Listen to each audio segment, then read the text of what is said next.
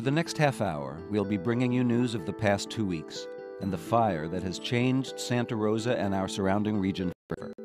We'll check in with an advocate for our undocumented neighbors and a representative of the industry that drives the region's economy. You'll hear from evacuees and officials, and we'll provide information about services you can access immediately to help with the recovery. We'll also consider answers to the questions, why now and why here? Welcome to North Bay Fire, a community unites.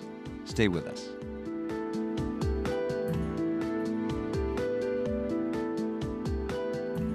I'm Steve Mencher, News Director of KRCB. KRCB radio host Mark Prell didn't miss a single shift of Morning Edition or All Things Considered in the past 2 weeks, even when his own home in the Bennett Valley neighborhood of Santa Rosa lost power and was threatened by the fire. Every morning he came in and there was just a stream of information coming in from local, national, and federal officials, and you sifted through that and presented it on the air to our listeners. Right now you have some updated information for us, and we'd like you to bring it to us now, Mark. Thanks. Sure. Well, Steve, it's definitely a lot of information, but the good news now, the big message is that many of the residents that were evacuated have been now allowed to return home. And in that process, there's going to be a lot of things to know, especially if your home is in a damaged or burned out area. So a couple of things we know is that hazardous conditions still exist. So anticipate firefighters and other heavy equipment to be working throughout the area. You're advised to drive slowly and don't text and drive.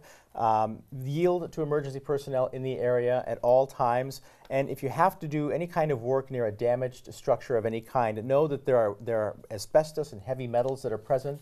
Other byproducts of plastic and chemical combustion are there. Use protection. Wear an approved mask. Also sturdy shoes, jeans, long sleeve shirt. And the City of Santa Rosa and the County of Sonoma have provided informative training as well as resources and tools needed to salvage personal effects from burned out homes. You can get more information at Santa Rosa, srcity.org, that's the Santa Rosa website, sonomacounty.ca.gov, or of course krcb.org. Now we know in downtown Santa Rosa, FEMA and other agencies have come together at the Press Democrat building, that's at 427 Mendocino Avenue. And there's really a lot of services all combined there. Tell us what's available. Well, indeed, Steve, they're calling it a one-stop shop, which is really convenient. If you are missing your ID, perhaps it was lost in the fire, you can get a new ID right there in that center, photo and all. You can also get copies of marriage certificates, birth certificates. Insurance representatives from a variety of companies will be on hand to answer all your needs. Representatives from FEMA are also in the local assistance center, the LAC, as they're calling it, and they can get the ball rolling. And if you would like to get the ball rolling sooner, you can go online to disasterassistance.gov and start doing the preliminary, filling out the preliminary information so they can start a claim for you. That's great. And we should also note that the Sonoma County District Attorney is on the case, and they're very concerned that no price gouging take place during this event. Absolutely right, Steve. And they want to let residents know that price gouging essentially is anything that's greater than 10% of the pre-fire selling price. So if you do suspect there's price gouging going on, then you can contact them on their website, sonomacounty.ca.gov/district-attorney. Thanks, Mark Prell, host of NPR's Morning Edition and All Things Considered on KRCB.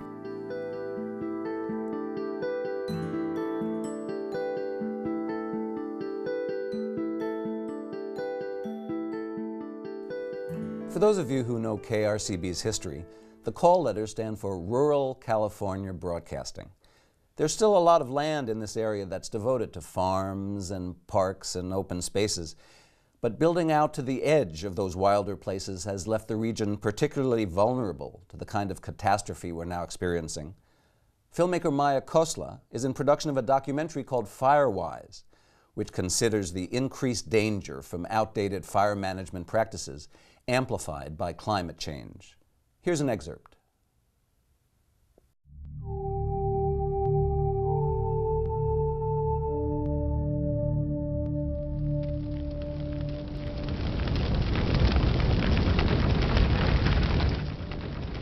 We're spending so much money, and we've long passed the point of diminishing returns. You know, spending more and more money, we're still seeing larger and larger fires, more homes burning, more firefighters dying on the line. And also they're the most at risk from flawed policies and flawed practices. Their bodies, their lungs are literally on the line.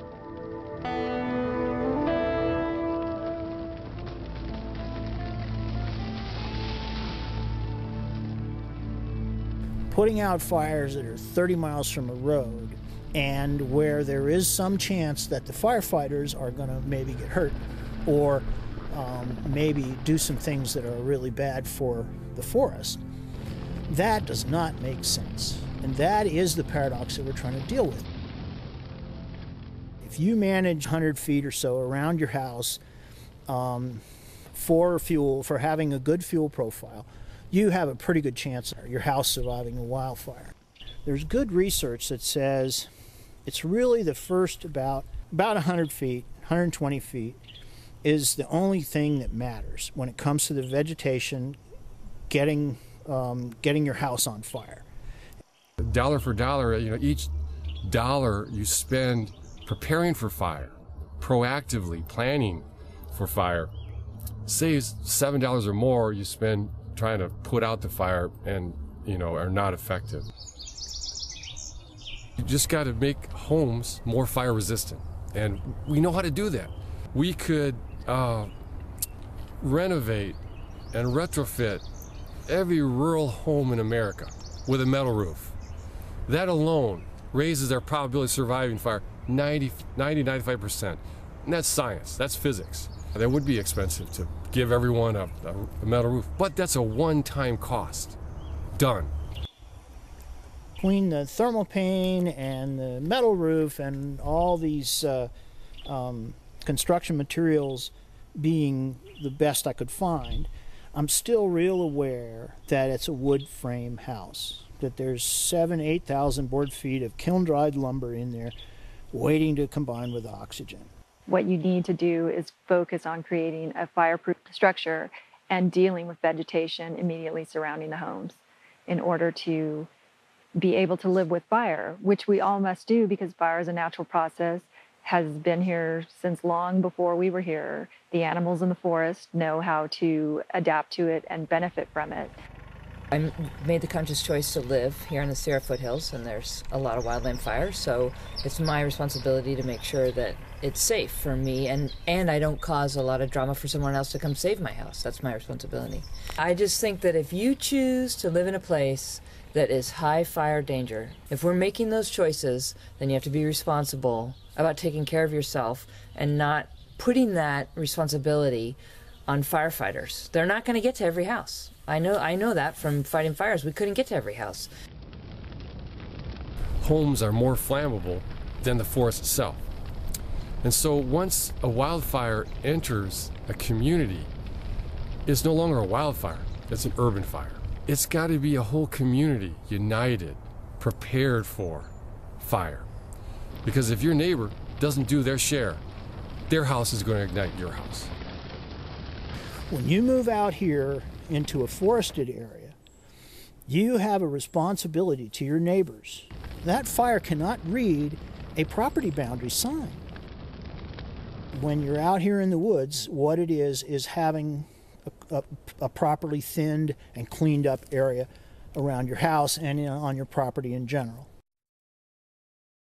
Here in Sonoma County, as we've started the recovery process, the extra challenges for undocumented families have quickly become apparent, and several organizations have stepped up to create a fund to help those members of our community. I talked with Anna Lugo, president of the North Bay Organizing Project, about this initiative. So as the events unfolded over the past 2 weeks, you saw this need to help the undocumented community. What special needs do those folks have that other people don't have in terms of getting help? I don't think that the need is special in terms of what they need. I think that the gap is in terms of the assistance they will get. So FEMA will provide assistance for people if one person in their household has a social security number. But if they're undocumented families or undocumented people who don't have anyone with a social security number, then they will not be able to get assistance, right? Also, the type of assistance that FEMA will provide is limited. And so we are really just trying to cover the gaps and ensure that everyone gets the resources they need to, one, feel protected, but also rebuild here in Sonoma County, because the last thing we want is people leaving our county and really changing the makeup of who we are in such a drastic way. Okay, so the very most vulnerable right now are the undocumented because, as you say, of this gap for them getting help. So Yes. You've started the Undocu Fund. Tell me what that is. The Undocu Fund is we're raising money to then distribute 100% of all the funds raised directly to people as money, not as many people are donating things. We're not giving out things, we're giving out money. So if people need money because they didn't work for a week, or because they need to pay their rent, or their children need shoes, right? But we're also thinking about the long term in terms of what happens a year from now when our national, climate and state climate have changed and other things have happened. When the and attention goes elsewhere. When they've moved on from Sonoma County, how Right. do we still ensure that we protect our vulnerable communities who are going to need help today, a year from now, and probably even 5 years from now, right? So unfortunately, I don't think that many of our people who are most vulnerable are ever going to have too much money in their hands. So we need to ensure that we're thinking about today, but also years from now. We're having a town hall meeting on Saturday at 2:30 p.m. at the Roseland Accelerated Middle School gym, and that is for Spanish speakers. We're inviting the whole Latino community from all areas of Sonoma County to come and hear from local officials. Este sábado a las 2:30 en la escuela de Roseland Accelerated Middle School en el gimnasio. La escuela está en la calle West Avenue. Va a haber un foro comunitario para toda la gente que habla español, que necesita saber más sobre qué está pasando con los incendios y qué tipo de ayuda y soporte va a haber para ellos. Estamos invitando a todo el condado de Sonoma. You can go to undocufund.org or call 707-529-9909 if you have questions or are looking to donate. Okay, Ana Lugo has been joining us. She's president of the North Bay Organizing Project. Thanks, Ana, so much for joining us. Thank you. When we heard that families were fleeing the fire-affected areas and landing at a state park on our coast, we visited Doran Beach and, along with the New York Times, documented the scene there.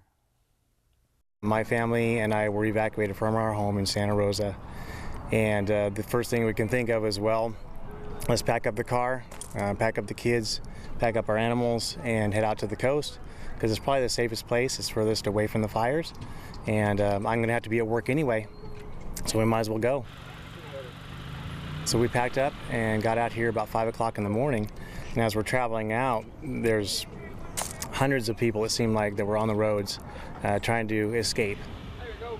And when we arrived, the park was almost full.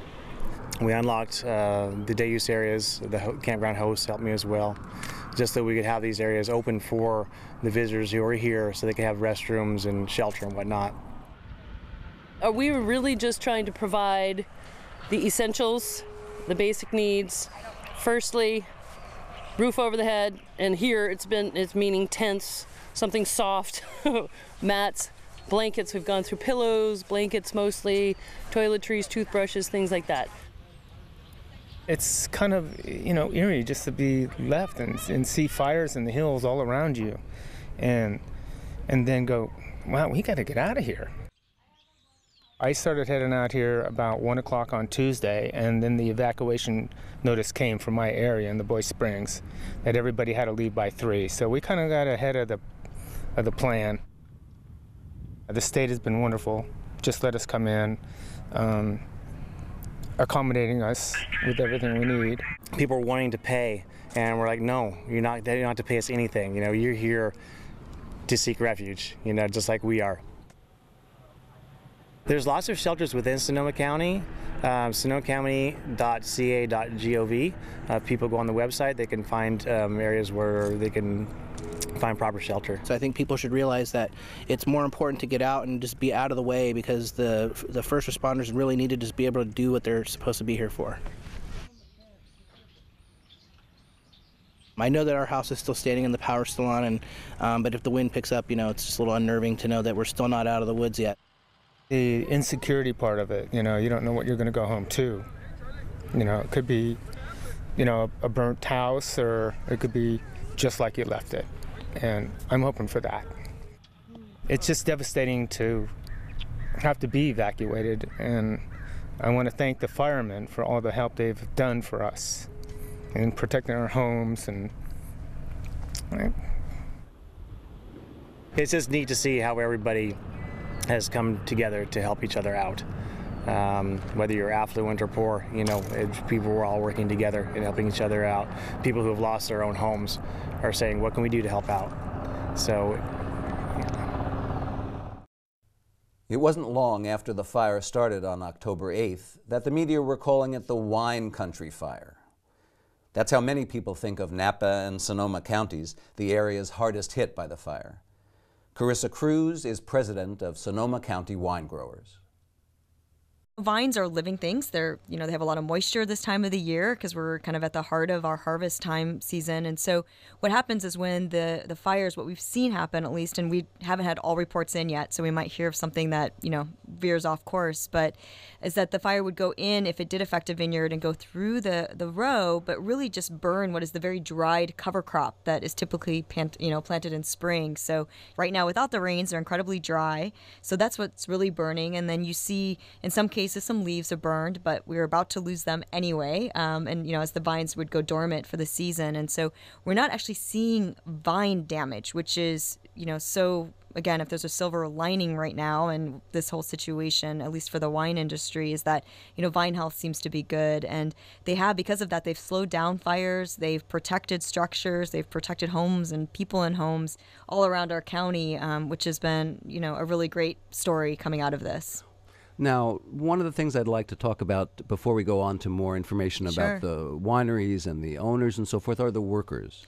I'm sure there's been a lot of attention paid to make sure that the workers are safe if they're going back out in the fields. Tell me a little bit about that, how you've been assuring that the workers are safe. Absolutely. I mean, our grape growers, just like everyone, follow, what's been going on with our air quality, and working really closely with our ag commissioner's office on, getting, if there is masks or is that appropriate use, doing some harvest during the middle of the night where things might be clearer. And certainly if there was ever a question of safety, the harvest didn't happen. I run the Sonoma County Grape Growers Foundation, and we actually had an emergency board meeting yesterday, and in partnership with the Sonoma County Farm Bureau, so kind of now talking all agriculture in our county, we launched a fund specifically to support ag employees and their families, really bridge to get back into households. So what we mean by that is supporting, first and last month's rent, getting connected to utilities. Do you have plates? Do you have glasses? Do you have sheets? Do you have towels? These soap.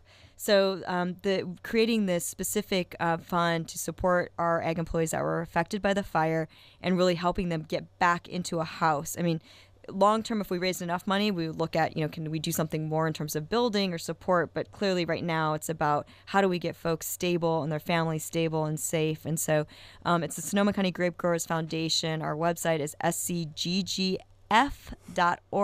Our board committed with the Sonoma County Farm Bureau to do this fund, and we'll continue to take donations for that. Carissa Cruz, president of Sonoma County Wine Growers. Thanks. A week ago, it seems more like a month now, we visited the Sonoma County Fairgrounds where people and their large and small animals were being evacuated.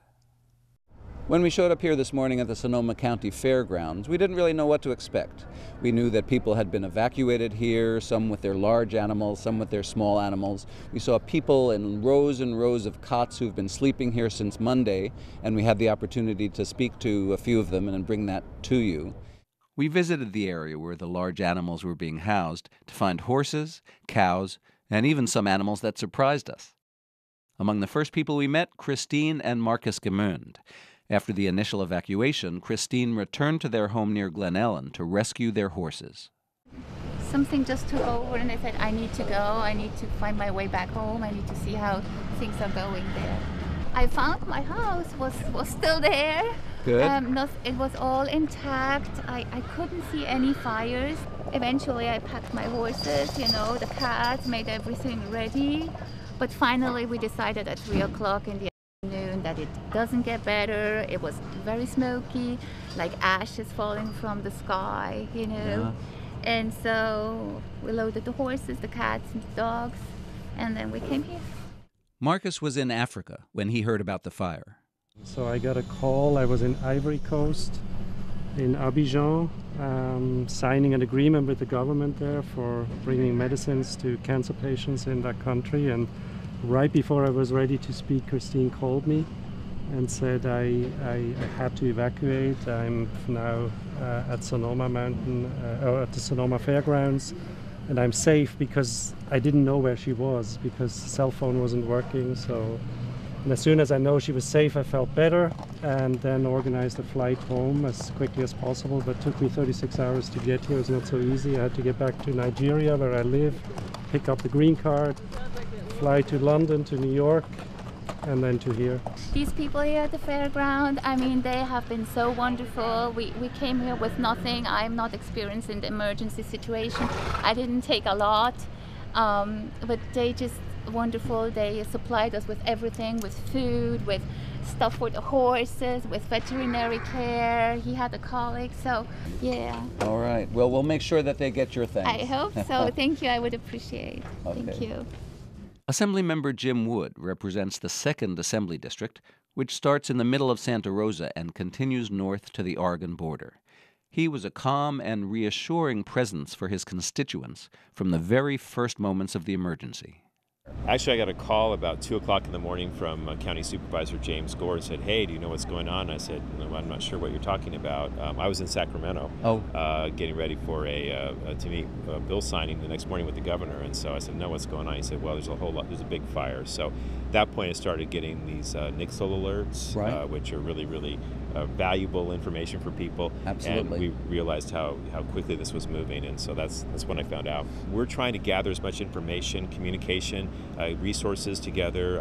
I've talked to the governor's staff about some of the challenges on how we got CAL FIRE resources and things here. So we're trying everything we can to gather as many resources as we can. Know that we're trying to get people back into their homes as soon as we can, get people back into the areas that have been damaged as soon as we can. But it's dangerous, and please don't go in there. There's a lot of toxics and things, so please be patient. We're doing everything we can to get people back in there as soon as we can.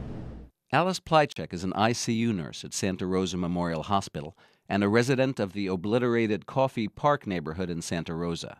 She evacuated at 3:15 in the morning as the fire began. There was smoke everywhere, and the police officer said, "You go out now." He had no flashlight. That man is our hero, because he goes, "You drive over the cement and you go that way." And he was yelling to because people were abandoning vehicles at that time. At 3:15 it was. And so people were getting out of their cars, they were running for their lives. You were in the middle of this. We were in the middle of it, yes. We were right in the middle of it, and the car was getting hot, and I mean, it was horrible. The car still smells of smoke, and it took us 55 minutes to go about 4 miles because we were just in gridlock. It was, by that time, everybody knew. We were honking horns, and we were trying to pick up people on the way. My sister grabbed a blanket and grabbed the macaw. We have a huge macaw, and she grabbed the blanket and threw him in the car. And we got three cats, lost one, but I think he's going to be okay. And then a macaw out. I went back in. And you did go back in? I did go back in, and I went the back way because on Monday morning they said 5 houses had burned in Coffee Park. And I already had the dogs at another place, but we left our 3 tortoises. So someone said they'll survive the smoke, but I wanted to get them out, but I went back and the whole Coffee Park was gone. Oh my God! So yeah. Including your tortoises and cats and everything all gone. Yeah.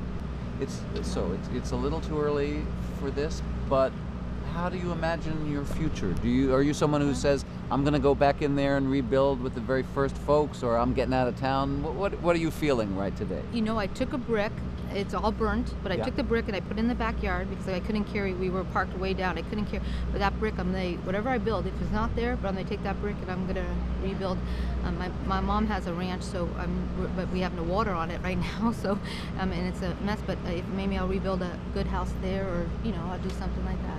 All right, Alice Plychek, thanks for sitting down with us for a few minutes, and the best of luck to you. Thank you very much. I appreciate it. Thank you. We thank you for listening to us and staying tuned to KRCB for all the latest developments. I'm Steve Mencher for KRCB News.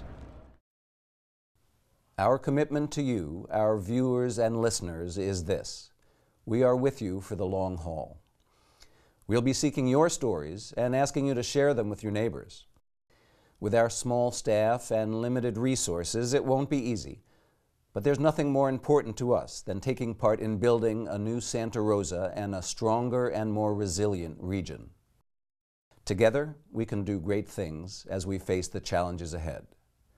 I'm Steve Mencher, News Director of KRCB. Thanks so much for joining us.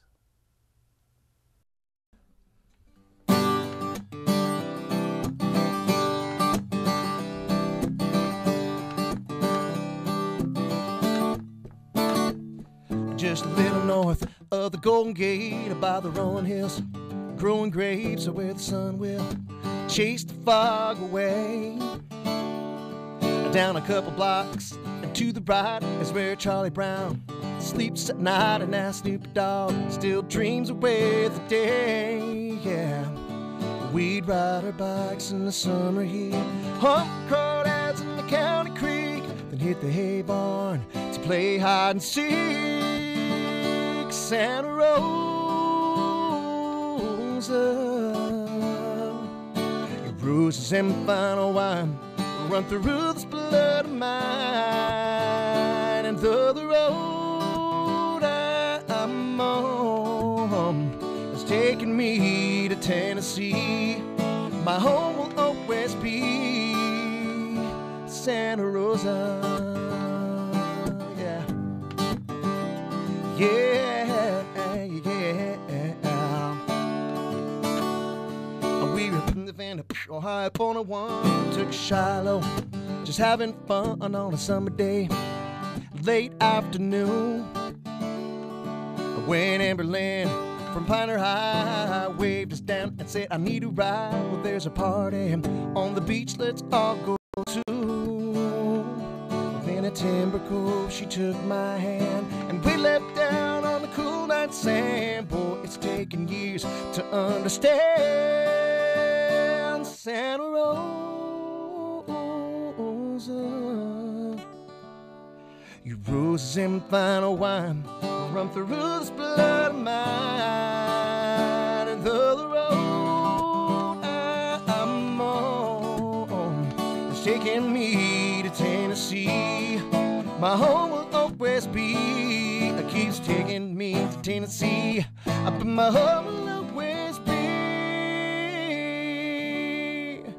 Santa Rosa.